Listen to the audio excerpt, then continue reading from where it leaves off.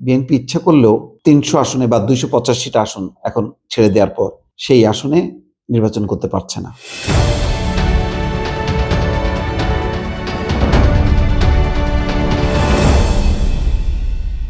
আস্তে আস্তে নির্বাচনের পরিবেশটা কিন্তু উত্তপ্ত হচ্ছে। কয়েকটা তো ঘটনা ঘটলই। বিএনপির ২ জন প্রার্থীর প্রার্থিতা বাতিল হয়েছে। তাই যদি বহাল থাকে তাহলে বিএনপি ইচ্ছা করলেও ৩০০ আসনে বা ২৮৫টা আসন এখন ছেড়ে দেওয়ার পর সেই আসনে নির্বাচন করতে পারছে না। এটা দুর্ভাগ্যজনক। এটা প্রার্থী নমিনেশন ক্ষেত্রে হইতে পারে অথবা বিএনপির দুর্বলতা হইতে পারে। সেটার চেয়ে বড় ঝামেলা হয়েছে যে পোস্টাল ব্যালট। এই পোস্টাল ব্যালট নিয়ে আজকে আনুষ্ঠানিকভাবে কিন্তু বিএনপি বলছে যে এটা অভিযোগ আছে। এটার যেভাবে এটাকে হ্যান্ডেল করা হয়েছে এটা নিয়ে নানা রকম প্রশ্ন আছে। নির্বাচন কমিশন প্রশ্নবিদ্ধ আচরণ করছে, এই অভিযোগও করছে বিএনপি। আর ছাত্রদল আজকে নির্বাচন কমিশন ঘেরাও করছে এবং রাত পর্যন্ত তারা অবস্থান চালাবে। পরবর্তী পরিস্থিতি কি হবে বোঝা যাচ্ছে না। তারা বলছে যে এটার ব্যাপারে নির্বাচন কমিশনকে সিদ্ধান্ত নিতে হবে। পোস্টাল ব্যালটে ইসি পক্ষপাত দুষ্ট আচরণ এবং প্রশ্নবিদ্ধ সিদ্ধান্ত বিভিন্ন বিষয়ে সিদ্ধান্তে রাজনৈতিক সংশ্লিষ্টতা সহ ৩ দফার দাবি আছে। মোট কথা পোস্টাল ব্যালট নিয়ে কিন্তু বেশ ১ সপ্তাহ ধরে, তারও বেশি সময় ধরে কিন্তু আলোচনা চলছে যে পোস্টাল ব্যালট যেভাবে বিতরণ হয়েছে, যেভাবে বিদেশে যাবার পর এই পোস্টাল ব্যালটগুলো যারা নিয়ন্ত্রণ করেছে, আঙুলটা কিন্তু জামাত ইসলামের দিকে। যেহেতু তাদের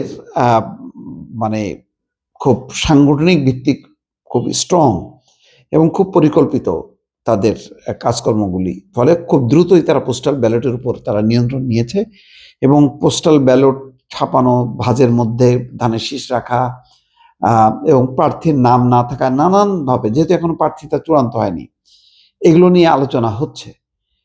এইটা এই গভর্নমেন্টের আমলে যেটা দরকার ছিল, এই গণভোট, পোস্টাল ব্যালট এগুলির মধ্যে না যাওয়া, এটা রাজনৈতিক বিষয়, পার্লামেন্টের উপর ছেড়ে দেওয়ার দরকার ছিল। যে একটা প্রচলিত যে নির্বাচনটা পক্ষপাত দুষ্ট ছিল, সেই নির্বাচনটা যাতে ভালো নির্বাচন হয় সেইটার মধ্য দিয়ে শেষ করার দরকার ছিল। এতগুলো নতুন বিষয় নিয়ে আসা, এমনি তো সংস্কার সহ গণভোট নিয়ে একটা এলোমেলো অবস্থা। পোস্টাল ব্যালটটাই ২০ লাখ পোস্টাল ব্যালট, সেটাই ঠিক মতন হ্যান্ডেল করতে পারলো না। প্রশ্ন হচ্ছে যে কোটি কোটি ভোট সেটা কিভাবে নিয়ন্ত্রণ করবে।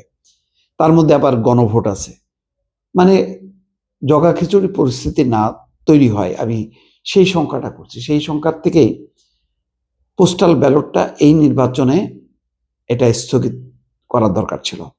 আরও পরীক্ষা নিরীক্ষা করে কিভাবে সুচারুরূপে এটা করা যায় সেই বিষয়ের ভাবনাটা দরকার ছিল এবং একটা রাজনৈতিকভাবে এটা সিদ্ধান্ত নিয়ে এগোনো উচিত ছিল।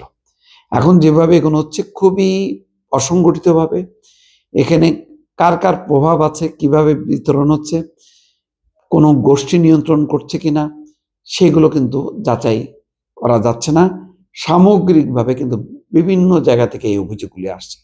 সুতরাং এটা নির্বাচনটাকে বিতর্কিত করে দিতে পারে এবং এই পোস্টাল ব্যালট নিয়ে একটা উত্তেজনাকর পরিস্থিতির মধ্যে পড়তে যাচ্ছে নির্বাচন কমিশন। আমি শঙ্কা করছি দর্শক।